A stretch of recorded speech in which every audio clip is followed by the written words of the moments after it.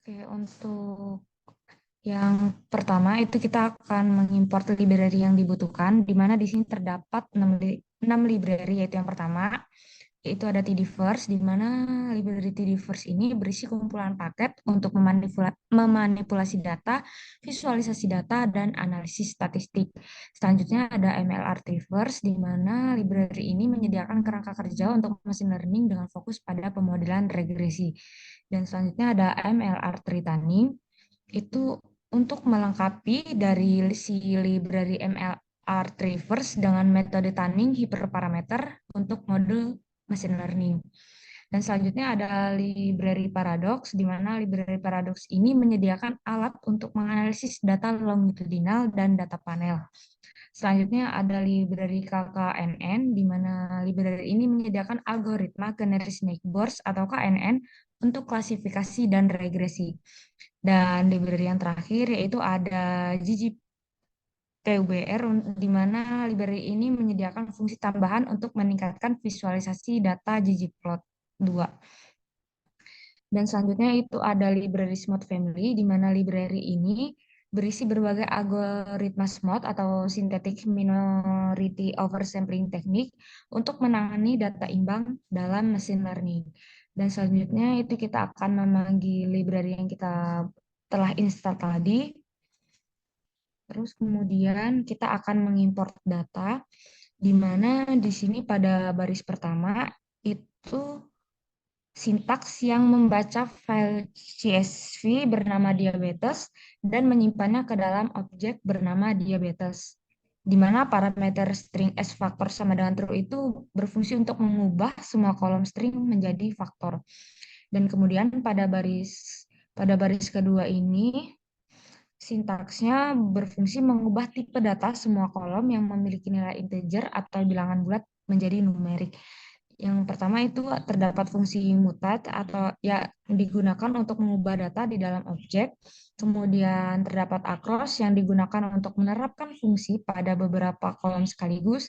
Where digunakan untuk memilih kolom yang ingin diubah. Dan is.integer itu digunakan untuk mengecek apakah kolom tersebut berisi integer. Dan di sini pada baris terakhir, di situ berfungsi menampilkan struktur data objek diabetes yang menunjukkan nama kolom, tipe data, jumlah data, dan ringkasan statistik untuk setiap kolom. Nah, kemudian kode selanjutnya di sini merupakan kode dalam membuat klasifikasi diabetes dengan nama task diabetes menggunakan kelas if, dan terdapat beberapa parameter, di antaranya di sini terdapat ID yang merupakan nama unik untuk tugas klasifikasi. Kemudian di sini terdapat backend di mana objek yang berisi data, dan dalam hal ini diabetes merupakan objek R yang berisi data mengenai diabetes. Dan di sini terdapat target. Target merupakan nama kolom yang berisi variabel target, dan dalam hal ini kolom yang berisi informasi apakah pasien diabetes atau tidak yaitu kolom outcome. Dan di sini terdapat positif sama dengan case, di mana di sini berfungsi nilai variabel target yang menunjukkan kelas positif, dan dalam hal ini case menunjukkan pasien yang positif diabetes. Kemudian pada kode selanjutnya di sini merupakan kode yang berfungsi membuat learner regresi logistik. Kode ini membuat learner regresi logistik baru dengan nama learner 1 dengan parameter predict_type yang diubah menjadi prop untuk menghasilkan probabilitas sebagai prediksi. Dan kemudian di sini sintaks ini berfungsi untuk menampilkan dari hasil learner 1. Dan untuk selanjutnya itu ada learner 2, di mana di sini berfungsi dalam membuat learner LDA. Kode ini membuat learner linear discriminant analysis atau LDA baru dengan nama learner 2. Dan parameter predict type diubah menjadi prop untuk menghasilkan probabilitas sebagai prediksi. Dan di sini untuk menampilkan hasil dari learner 2. Dan pada kode selanjutnya di sini merupakan pada baris pertama ini berfungsi untuk mengubah objek MILR underscore measures menjadi data.table dengan nama MSR underscore TBL, di mana data.table merupakan struktur data yang efisien untuk analisis data.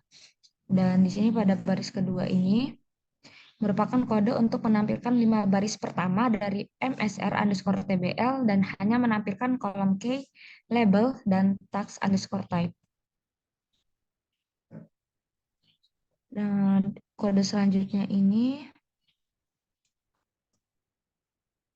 berfungsi untuk menampilkan 5 baris pertama dari MSR underscore TBL dan hanya menampilkan kolom key, package, predict underscore type, dan tags properties.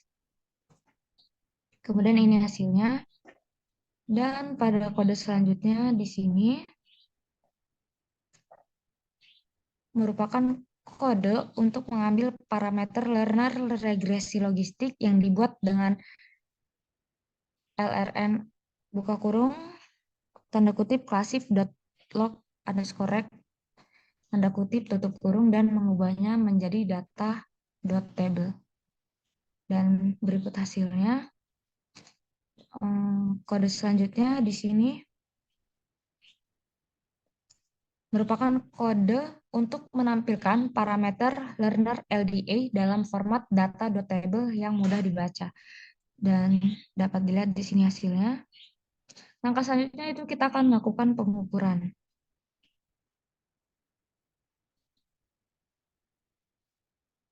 Di mana baris pertama di sini merupakan kode dalam membuat skema holdout untuk resampling. Skema holdout ini membagi data menjadi 2 set, yaitu set pelatihan dan set pengujian, di mana set pelatihan ini digunakan untuk melatih model dan set pengujian digunakan untuk mengevaluasi kinerja model. Dan di sini selanjutnya itu merupakan kode untuk melatih model dengan learner 1 yang tadi telah dibuat pada data tags underscore diabetes menggunakan skema holdout yang dibuat sebelumnya. Dan kemudian hasilnya akan disimpan dalam RR. Dan di sini kode selanjutnya itu merupakan kode untuk menghitung akurasi klasifikasi untuk model yang dilatih dengan skema holdout. Dan hasilnya yaitu 0,7808765.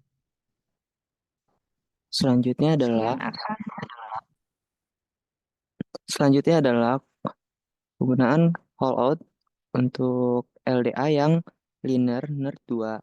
Nah, di sini kita sudah menyimpan data dari yang sebelumnya itu sudah didefinisikan. Di situ ada tax diabetes dan linear 2 dan resampling. Nah, setelah diproses dan disimpan di RR, selanjutnya bawahnya selanjutnya kita mengetes keakurasiannya seperti yang pertama tadi. Nah, di sini kita mendapatkan akurasinya adalah 0,74103559. Selanjutnya, kita mengestimasikan performa berdasarkan hasil klasifikasinya tersebut. Nah, di sini kita menggunakan tax diabetes yang tadi. Nah, selanjutnya kita bawahnya lagi deh. Selanjutnya kita melakukan tes akurasinya lagi dari 2 klasifikasi tersebut. Nah, berikut adalah code-nya. Selanjutnya, kita melakukan yang kedua, yang linear kedua. Sama seperti yang pertama tadi, kita menggunakan data yang sama, tetapi kita memakai linear yang kedua. Selanjutnya kita melakukan tes akurasi kembali untuk melakukan yang linear yang kedua. Berikut code-nya. Selanjutnya, kita melakukan strategi resampling. Yang pertama adalah query. Berikut untuk pemanggilan query-nya. Selanjutnya, kita melakukan construction. Nah, di construction ini kita memakai callout yang tadi, masukkan ke dalam resampling. Kita memakai fungsi RSMP dan selanjutnya kita memanggil resamplingnya tersebut. Setelah itu, kita di sini adalah contoh penggunaan callout RSMP-nya itu menggunakan rasio 0,8. Nah, code di bawahnya itu adalah untuk mengupdate rasio untuk callout-nya menjadi 0,5. Selanjutnya adalah eh, em, selanjutnya adalah strategi resampling lainnya. Nah, di sini ada kita menyiapkan 10 volt cross validation. Nah, di situ adalah code-nya. Selanjutnya adalah instantiation. Nah, di sini kita membuat instansi strategi resampling dengan memanggil metode instansi dari objek resampling yang dibangun sebelumnya. Kita dapat mengakses baris ini melalui metode train set dan test set yang tadi. Nah, berikut adalah tren tren tren yang pertama, terus yang kedua, eh, terus selanjutnya adalah STR tes IDS yang kedua. Nah, yang di atas tadi adalah per- eh, rasio yang menggunakan rasio 1:605 602. Nah, yang bawahnya adalah menggunakan rasio 1:150.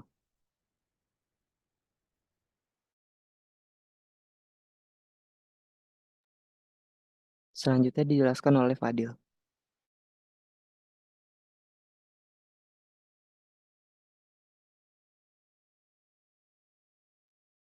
Oke, untuk selanjutnya kita akan membahas eksekusi.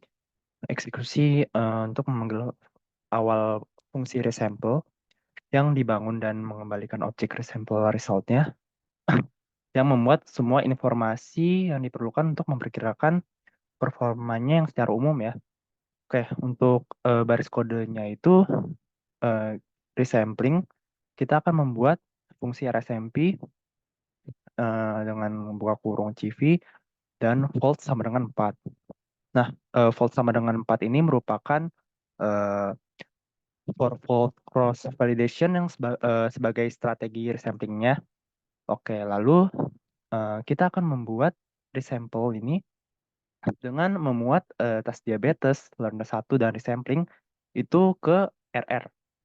Dan objek RR ini bisa bisa ke bawah, maaf. Eh, kita print ya. Nah, di print ini ada hasilnya sebagai 4 iterasi. Lalu ke bawahnya lagi ke as data table. Nah, lalu kita akan memuat fungsi as.data.table. Nah, di sini memuat informasi berupa data table yang eh, memuat objek dari objek apa sih namanya?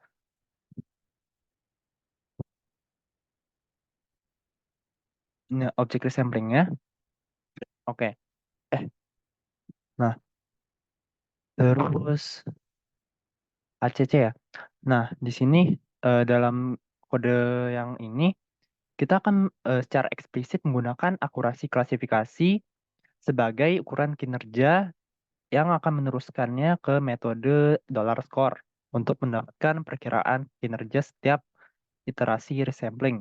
Oke, untuk pertama ACC sebentar ACC RR dollar score dan ini dollar score ini kita masukkan ke ACC dan terdapat hasil iterasinya iterasi 4 iterasi ya dari klasifikasi ACC-nya. Berikutnya. Nah, lalu bisa kita teruskan juga objeknya ke measure objek measure-nya ke metode aggregate. Oke, RR dollar aggregate, MSR klasifikasi ACC. Sama seperti di atas ya. Cuman bedanya itu diganti ke aggregate dan hasilnya itu klasifikasi .acc-nya 0,77955. Nah, lalu selanjutnya kita akan menggunakan fungsi yang sama tetapi rata-ratanya atau average-nya itu kita gunakan yang mikro. Dan hasilnya sama seperti fungsi sebelumnya itu 0,779255. Oke, selanjutnya untuk inspeksi. Nah, untuk inspeksinya ini kita akan menggunakan fungsi asData.table yang kita gunakan RR sebelumnya, kita masukkan ke RRDT. Lalu fungsi RRDT ini merupakan apa namanya data table yang RR tersebut ya. Lalu di sini kita bisa selanjutnya maaf. Nah, RRDT.prediction ini merupakan fungsi prediksi di mana hasilnya bisa dilihat dari sini dari apa klasifikasi terus fungsi all equal RRDT dollar prediction dan RRDT dollar prediction itu hasilnya true. Nah, lalu fungsi selanjutnya pred ini prediksi ya terusnya itu kita gunakan RR dollar prediction, kita masukkan ke prediksi tersebut dan outputnya adalah prediksi dari klasifikasi if. Nah, lalu kita menggunakan fungsi pred dollar score seperti tadi ya, metode score dan hasilnya itu 0,779362 9362 ya 3962. Oke, lalu kita akan lanjut ke resampling with stratification and grouping. Nah, di task group ini kita akan menggunakan apa namanya dua peran kolom relevan yang mempengaruhi perilaku strategi resampling. Nah, jadi di sini nih ada dua yaitu grup atau strata atau stratum ya pada contoh dataset. Nah, di sini kita akan menggunakan fungsi task group atau fungsi TSK yang penguins itu dimasukkan ke task underscore group. Lalu kita akan nulis task underscore group dollar call roles dollar group ini sebagai tahun ya. Nah, kita juga menggunakan fungsi RSMP lagi itu dimasukkan ke R. Nah, R ini kita masukkan metode dollar instantiate sebagai task group. Nah, lalu kita akan menjalankan table task group dollar data calls year. Nah, di sini terdapat output tahunan ya, tahunan dari 2007, 2008, 2009 yang hasilnya itu meningkat.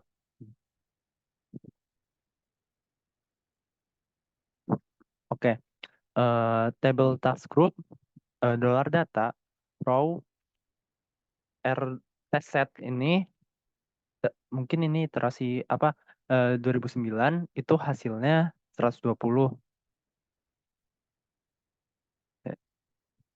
Ya, selanjutnya akan diteruskan. Oke, pada baris kode selanjutnya memiliki fungsi yang sama yang dibedakan argumen yang digunakan dari fungsi data yaitu data 2 yang merujuk pada baris kedua yang dipilih. Yang didapatkan outputnya yaitu 2007 dengan sejumlah 110. Selanjutnya juga Next. Di sini terdapat fungsi yang sama, hanya berbeda pada data rujukan, yaitu baris ketiga dengan output 2008. Selanjutnya, terdapat baris kode prop table yang merupakan ekspresi di mana kita menggunakan tabel untuk menghitung tabel frekuensi dari variabel outcome dari dataset tes diabetes, dan kemudian menggunakan prop table untuk menghitung proporsi relatif dari tabel frekuensi tersebut. Didapatkan output yaitu pada case 0,3484 atau 34,84% dan kontrol 65,15%. Selanjutnya ada baris kode R sama dengan RSMP yang merupakan pendefinisian penggunaan metode cross validation dengan 3 volt menggunakan fungsi RSMP dari package MLR3. Langkah selanjutnya yaitu menginisialisasi objek tes diabetes menggunakan metode instantiate dari objek R. Lalu ada prop table. Pada baris ini kita melakukan perhitungan proporsi dari tabel frekuensi pada variabel target atau outcome pada data uji test set yang diperoleh dari tes diabetes. Data uji diambil dari volt pertama. Yang didapatkan outputnya yaitu case di 0,3585 atau 35,85% dan kontrol 64,14%.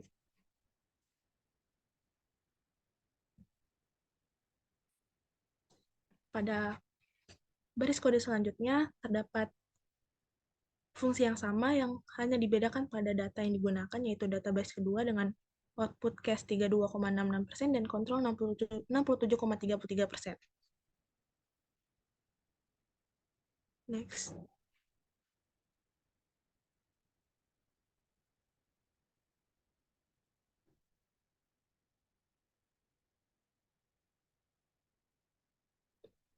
Selanjutnya terdapat fungsi yang sama yang digunakan pada baris data ketiga yang menghasilkan output yaitu case 0,36 dan kontrol 0,64.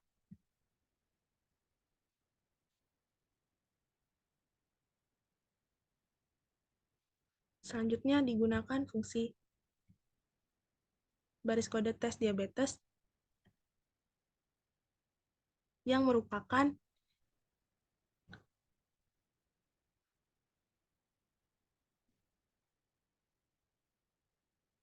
prediksi menggunakan model yang telah dilatih pada data pengujian.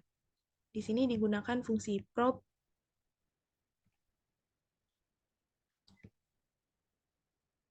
table yang pada baris ini menghitung perhitungan proporsi seperti pada baris kode sebelumnya yang dihasilkan yaitu output case 34,92 dan kontrol 64,07%.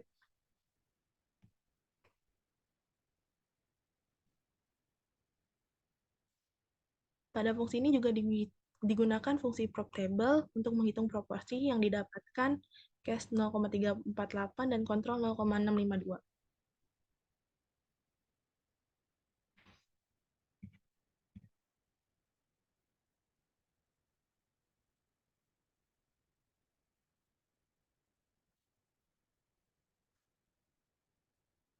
Next deh.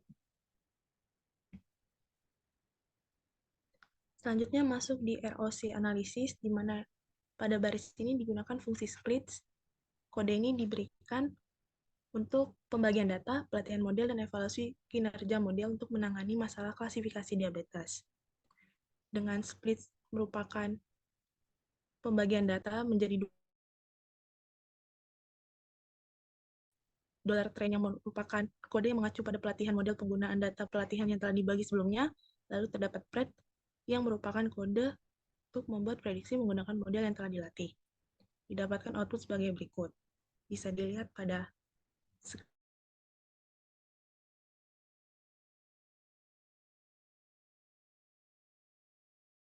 next dia. Pada baris kode ini diberikan baris kode untuk menghitung confusion metric menggunakan fungsi confusion_matrix. Yang didapatkan output sebagai berikut.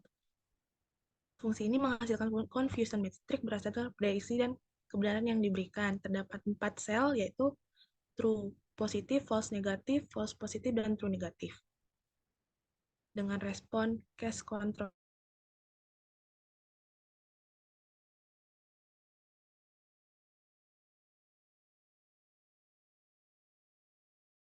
Ada baris kode preset dengan threshold-nya 0,99 yang atas dari klasifikasi. Dengan menetapkan threshold-nya 0,99, kita mengatakan bahwa kita hanya akan mengklasifikasi sebuah sampel sebagai positif yang berada di lebih besar dari atau sama dengan 0,99. Dapat dilihat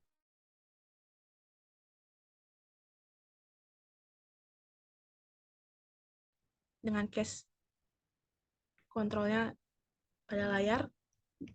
Untuk selanjutnya, terdapat perbedaan di bagian data yang digunakan threshold-nya yaitu 0,01, yang artinya probabilitas prediksinya lebih besar atau sama dengan 0,01. Didapatkan output sebagai berikut.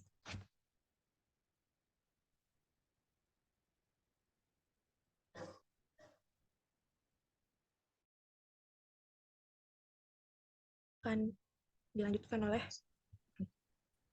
Oke, pada step ini kita akan melakukan evaluasi kinerja model klasifikasi dengan menggunakan matriks erosi. Pada pada baris pertama itu kita menggunakan threshold rate dollar probe itu untuk mengurutkan probabilitas prediksi untuk kelas positif. Lalu pada baris kedua itu kita menggunakan Laply itu untuk iterasi melalui setiap nilai threshold yang telah diurutkan sebelumnya. Nah, lalu kita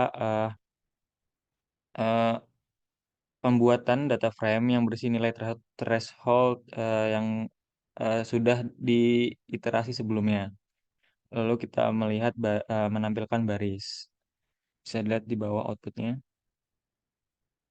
Nah, ini 6 baris. Nah, lalu step selanjutnya kita menggunakan standar dash. Itu digunakan dari fungsi MLR.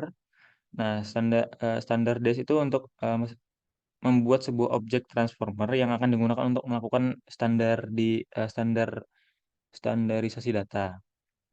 Lalu kita melakukan smooth itu untuk membuat sebuah objek yang akan digunakan untuk menerapkan metode uh, samplingnya. Lalu standar dia selanjutnya itu kita ingin melihat baris menggunakan objek transformer yang sudah distandarisasi sebelumnya. Bisa dilihat itu jumlah baris dan kolom untuk data yang sudah distandarisasi.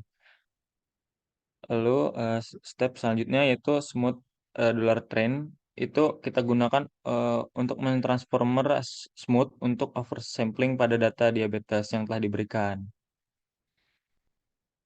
Lalu step selanjutnya, nah di sini kita melakukan eh, praproses dan melakukan pemodelan untuk regresi logistik, di mana step baris awal itu dengan grep learner dollar new itu untuk membuat menggunakan konstruktor grep neural tersebut untuk memungkinkan untuk menyusun seberapa model tersebut dapat melakukan pemodelan dalam kasus ini. Selanjutnya, ini adalah outputnya. Nah, lalu kita melakukan LDA, di mana LDA itu adalah Linear Discriminant Analysis. Kita pada baris pertama itu kita melakukan sama seperti yang sebelumnya, kita membuat objek grep linear baru untuk dengan nama LDA. Nah, lalu kita akan melakukan praproses dari standar dash sebelumnya. Lalu kita melakukan praproses oversampling dari smooth. Lalu kita melakukan klasifikasi LDA untuk momen. Lalu bisa dilihat dari outputnya.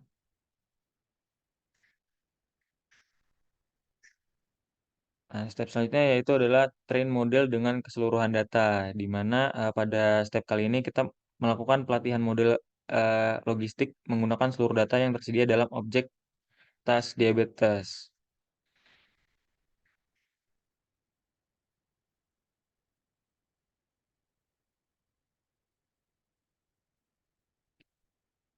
Nah, untuk step ini kita menggunakan BroomTD, di mana BroomTD itu untuk mengonversi model logistik yang telah kita latih menjadi sebuah tata letak TD format. Jadi kita ingin mengubah formatnya. Bisa dilihat dari outputnya. Ini dari output dari BroomTD. Nah, lalu eh, kita melakukan BroomTD selanjutnya itu kita melakukan BroomTD untuk mengonversi model regresi logistik yang telah kita latih menjadi format yang rapi untuk sebelumnya. Jadi kita menambahkan kolom baru yang berisi nilai odds ratio. Bisa dilihat dari situ di code-nya itu kita menambahkan nilai odds ratio untuk setiap koefisien. Nah, jadi step selanjutnya itu kita menambahkan informasi tambahan tentang model. Nah, di mana BroomTD dengan Glance itu eh, untuk menyajikan informasi ringkas tentang model logistik. Nah, jadi eh, kita akan menampilkan data latih untuk logistik sebelumnya. Lalu train model dengan keseluruhan data, nah, di mana kita menggunakan LDA untuk melakukan pemodelan dari keseluruhan data yang terjadi dalam objek tas diabetes. Lalu kita mengekstrak koefisien dari model yang dilatih.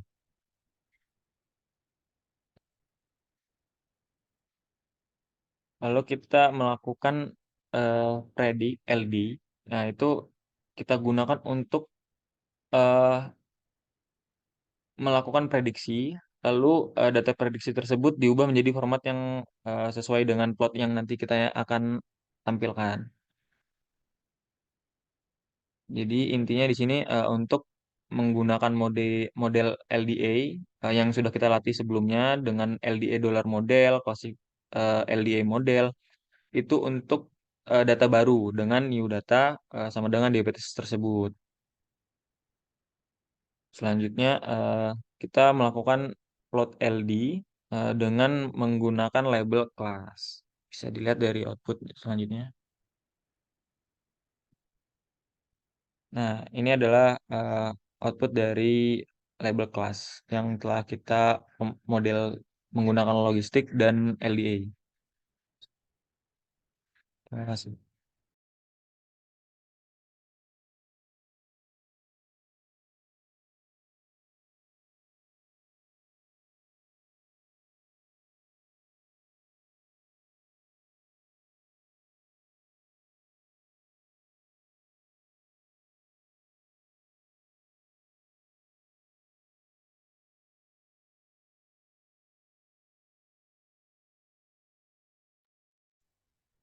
Udah baik, kumpul baik, udah malam baik.